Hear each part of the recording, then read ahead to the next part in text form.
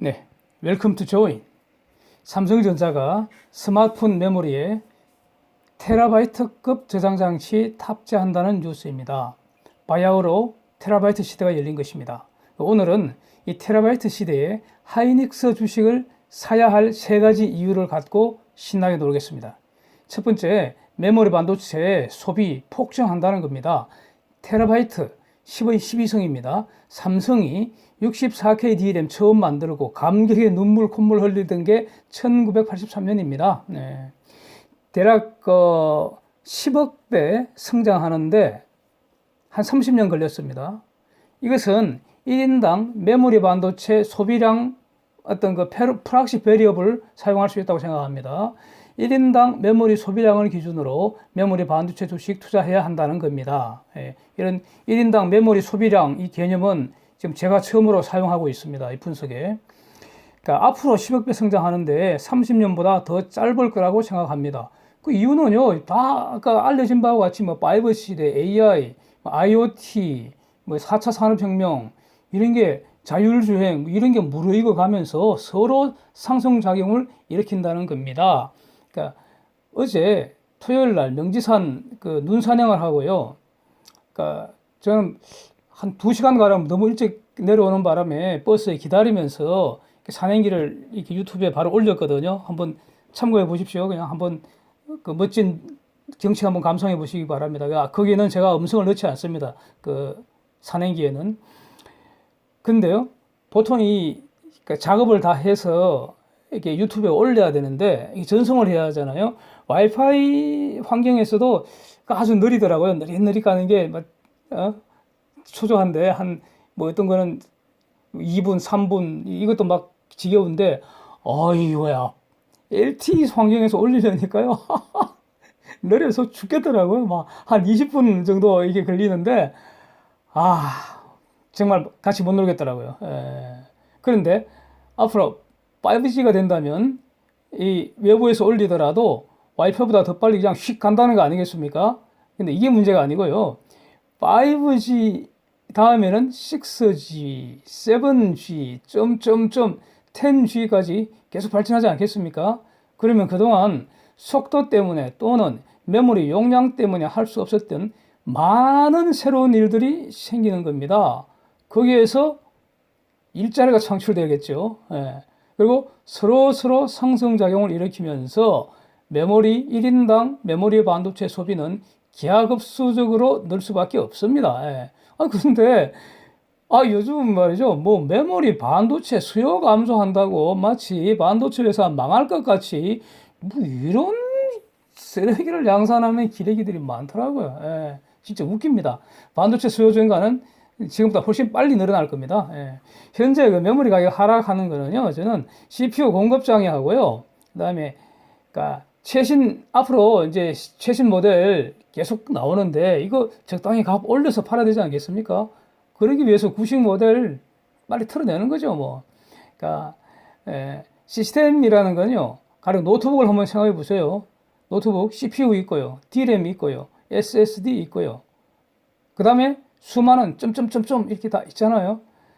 점 하나만 공급 장애 와도 생산 차질됩니다. 현대차 만드는데 나사 하나만 공급 장애 와도 라인 멈출 수 있습니다. 그런데 보통의 경우에는 이 점점점이 공급 장애 올 일은 거의 없는데요. CPU하고 뭐 DRAM 이런 건 다르죠. 핵심 부품이기 때문에.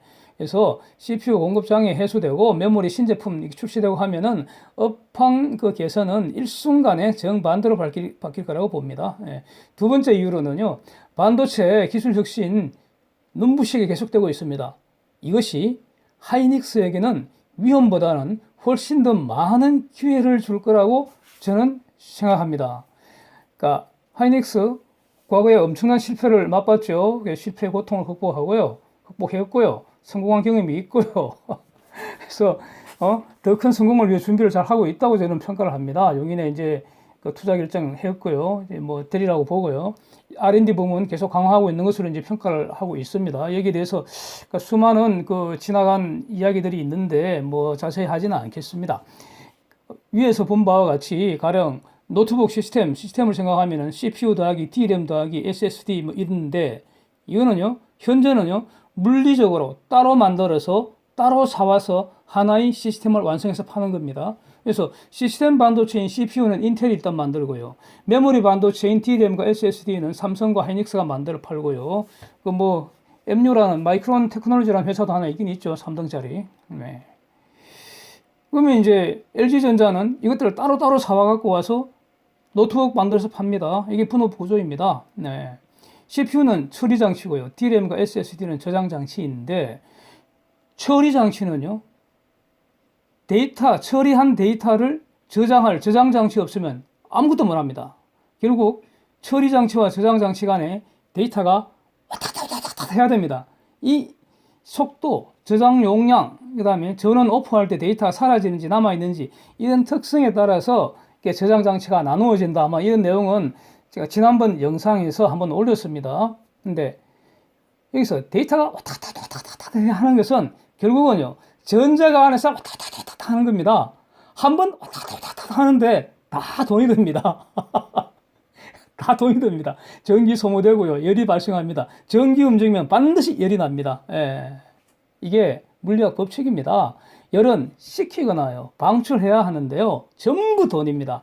그래서 인텔, 이 나쁜 놈이 반란을 일으킨 것 같습니다. 지금 반란을 꿈꾸고 있는 것 같습니다. 예.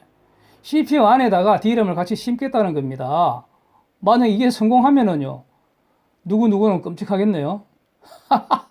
이 모든 것은 속도, 절전, 성능, 이런 걸 두고 판을 벌이는 전쟁입니다. CPU 안에 DRAM 심어버리면요, 막대한 데이터량이 CPU 밖으로 들락날락할 필요가 없어지니까요, 시스템 구성이 지금보다 완전히 달라지겠죠.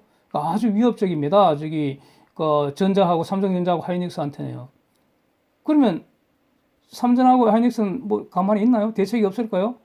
그래서 제가 보기에는 이거 제 아이디어입니다. 그러니까 1인당 메모리 소비량이나 지금부터 말씀하는 것도 이거 제 아이디어입니다. 걱정할 거 하나도 없다고 생각해요. 삼성전자나 하이닉스는요, DRAM 안에 CPU 심으면 됩니다. 그럼 못할 건 뭐 있어요? 인텔은 하는데 못할 게 뭐 있어요? 그러면 이렇게 서로 경쟁하는 거죠. 장군 멍군이고 피장포장이 됩니다. 그러니까 삼성이나 하이닉스는 이런 생각은 못 할까요? 저는 분명히 하고 있으리라고 생각을 합니다. 적어도 나만큼은 똑똑한 사람들이 수만 명 모여서 일하고 있으니까요. 걱정 안 하고요. 그리고 요는 차세대 메모리 전쟁 치열합니다. 이 치열하다는 것, 경쟁이 치열하다는 것, 먹을 게 많다는 징표 아닐까요? 여기서 또 한 번 큰 장이 선다는 거죠. 하이닉스가 밀릴 이유가 없습니다. 그러면은 큰 장이 서는데 거기서 돈 버는 방법은 지금 그 하이닉스처럼 반도체 회사 세울 겁니까? 그러지 말고 잘 해나가는 하이닉스 주식 사서 같이 돈 벌면 되는 겁니다.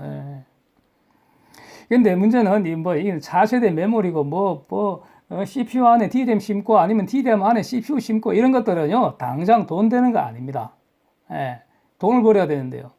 이게 지금 조그만 벤처급 같이 놀고 있는 건데 다 보고 계산하고 있다가요, 어느 정도 커져서 놀만하다 싶으면 본격적으로 장사 시작하는 거죠. 걱정할 거 없는데 진짜 돈 되는 거는 이런 겁니다. 앞으로 수년간 메모리 반도체에 돈 많이 벌어다 줄 때는 이 빅데이터 업체입니다. 얘들은 자기들이 원하는 사양을 업체에 이야기한다는 겁니다. 당연한 거 아닙니까? 매우 좋고 아주 효율적인 그런 방식입니다. 가령 이 글로벌 데이터 업체들이요, 서버, 그 다음에 이런 저장 장치, 스토리지, 이 효율 향상이 지금 굉장히 심각합니다. 지난번 영상에서도 말씀드린 바와 같이 전 세계 빅데이터, 데이터 업체에서 사용하는 연간 전력 사용량이요, 대한민국 전체 전력 사용량이 60%라는 겁니다. 그러니까 이 효율, 만약 여기서 한 10%만 효율 향상시키면 그 돈이 얼마나 많습니까? 근데 SSD라는 것은요, 저장 장치라고 했는데 지금까지는 여기에다가 창고 안에, 저장 장치가 창고 아닙니까? 창고 안에 사진, 영상, 음악 오는 순서대로 그냥 갖다 쳐박아 뒀다는 겁니다. 그러다가 사진 찾으려고 그러면은 영상, 음악 다 뒤져내고 사진 찾아야 되고, 영상 하나 찾으려고 그러면 사진, 음악 다 뒤져내서 치워버리고 또 영상 찾아내고, 뒤죽박죽. 이런 멍청한 짓을 삼성전자하고 하이닉스가 했다는 겁니다. 또라이들이죠. 그러니까 글로벌 데이터 업체들이 야, 좀 그러지 마라. 이것 좀 그 개선 좀 해봐라. 이렇게 부탁을 했다는 겁니다. 그래서 나온 아이디어가요. 사진 창고 따로, 영상 창고 따로, 음악 창고 따로 이렇게 만들자는 겁니다. 이거 초등학생들도 이런 생각 할 텐데 완전 덩신들 같아요. 하이닉스, 삼성전자 뭘 자랑할 거 하나도 없습니다. 또라이 새끼들. 그래서 나온 개념이 ZNS입니다. 예. 근데 이런 걸 나오면은 이제 업체들이 또 표준을 만들고 그러죠. 근데 SK 하이닉스가 그러니까 2019년 OCP 글로벌 서밋에서 이 차세대 기업용 SSD 표준으로 그러니까 예정이 되어 있는 그런 ZNS SSD 솔루션을 그러니까 업계 최초로 시연했다는 겁니다. 예. 이게 최근 뉴스에 나왔습니다. 그리고 이거 이제 내년 상반기에 상용 제품 출시한다는 겁니다. 돈 들어온다는 거죠. 상용 제품 출시하면 돈 된다는 거 아닙니까? 같은 값이면 다 이거 사겠죠. 그리고 약간 돈이 더 비싸더라도 이거 사는 게 낫죠. 예. 그래서 지금 잘 나가고 있는 것 같습니다. 그러니까 IHS 마켓이라고요. 이게 뭐 각종 그 반도체 수요 예측하고 그런데 아닙니까? 근데 이런 거 별로 저는 이런 거 뭐 믿지 않는데요. 예, 별로 믿지 않습니다. 왜냐하면 얘들은 수시로 바꾸거든요. 그냥 마켓을 따라가는 거죠. 예, 따라가는데 어쨌든 그러니까 얘들도 그러니까 SSD는 연평균 한 12.5% 성장할 거다. 그런데 그 중에서도 기업용이 그러니까 성장을 리드해서 기업용은 한 15.7% 성장한다. 이렇게 그러니까 지금 보도하고 있습니다. 그러니까 메모리 반도체 수요 감소하는 거 아닙니다. 그죠? 예. 그 다음에 세 번째로는 저평가입니다. 하이닉스, LG전자, 이노텍 저는 이게 비교를 한번 해봤습니다. 왜 LG전자하고 이노텍을 선정했느냐? 이 회사들도 매우 좋은 회사입니다. 예. 글로벌 회사들입니다. 대단한 회사들이죠. 예. 오랫동안 이익 올리면서 성장해온 회사입니다. 그래서 하이닉스하고 이제 비교를 했고요. 삼성전자하고 하이닉스가 왜 비교 안 했느냐? 솔직히 삼성전자는 넘사벽입니다. 나중에 별도로 저는 삼성전자보다는 하이닉스가 더 좋다고 판단해서 저는 하이닉스에 투자를 하고 있습니다. 그 이유는 나중에 다 별도로 지금 자료를 하나 준비하고 있는 게 있고요. 그러면 가령 그러니까 삼성바이오나 이런 거는 저는 쳐다보지도 않습니다. 아무런 이익도 없고 이익 전망도 없는데 주가만 이상하게 높아 이런 거는 비교 대상이 될 수 없다고 생각하고요. 이제 영업이익을 한번 보면요. 하이닉스 지금 작년에 대략 한 3분의 1 수준, 7조 원 수준으로 예측해 나왔네요. 예. 어떤 사람이 산수 연습 연락이 한 것 같아요. 예. 아마 1분기 실적에다 곱하기 4 한 거 아닌지. 그래서 영업이익 7조 원이면은 분명히 틀린 데이터인데, 데이터라고 저는 생각을 하는데요. 그래도 엄청납니다. 예. LG전자는 2조 원대 정도 예측이 나왔네요. 이노텍은 3천억도 안 됩니다. 예. 저는 이노텍하고 LG전자 결정적 단점이 있다고 생각하는데요. 이거 언급하지는 않겠는데 저는 개인적으로 하이닉스 영업이익 7조 원은 위로 올라갈 거고요. 이노텍 영업이익은 3천억 전망 달성 못할 가능성이 저는 높다고 현재 평가하고 있습니다. 예. 펄을 보시면은요. 만약에 이노텍 수준이면요, 지금 하이닉스 주가 15만 더 쌉니다. 예. 배당금 보시는 바와 같이 이노텍 300원, 전자 750원, 하이닉스 1,500원입니다. 근데 주가 수준을 한번 비교해 보십시오. 예. 이게 지금 말이 되는 겁니까? 이게 에피션트 마켓인지 스튜피드 마켓인지 저는 좀 말이죠. 스튜피드 마켓이 아닌가 하는 생각이 듭니다. 예. 재무구조 보시면요. 유보율은 세개 회사가 큰 차이 없습니다. LG전자나 이노텍이 한 1700%대, 하이닉스는 1200%대니까 큰 차이 없는 것 같고요. 부채 비율을 보면 압도적으로 하이닉스가 낮습니다. 하이닉스 부채 비율 36%인데 LG전자, 이노텍은 170%선입니다. 그러니까 재무 안정성도 하이닉스가 훨씬 더 우수합니다. 그러니까 최근에요. 중공에 반도체 굴기하는 건지, 반도체 삽질하는 건지, 한동안 쓸데없는 걱정 많이 했는데요. 저는 삽질 계속해도 꿀릴 거 없다고 봅니다. 밟아버리면 되잖아요. 그런데 미중 패권 전쟁 과정에서 아주 트럼프가 확실하게 죽여주는 거잖아요. 고맙잖아요. 죽여주고 있는데 이게 악재는 아니겠죠. 예, 그래서 투자 전략은 저는 그 메모리 반도체 주식은 투자 영순위라고 생각합니다. 반드시 투자해야 한다고 생각하는데 가령 그 우리 한국 자본주의 최고의 성공작입니다. 글로벌 큰 손들이 투자 자금을 집행을 할 때요. 반도체 산업 몇 프로, 인공지능의 뭐 몇 프로, 뭐 생명공학의 몇 프로 이렇게 그러니까 섹터별로 투자를 이렇게 배분하지 않겠습니까? 그러면 반도체 산업에 투자를 한다고 할 때요. 시스템 반도체는 미국의 인텔이나 퀄컴이나 엔비디아 이런 거 늘려 있습니다. 이렇게 담고요. 메모리 반도체는 어느 회사를 제일 먼저 담을까요? 삼성전자하고 하이닉스를 먼저 담을 겁니다. 당연합니다. 예.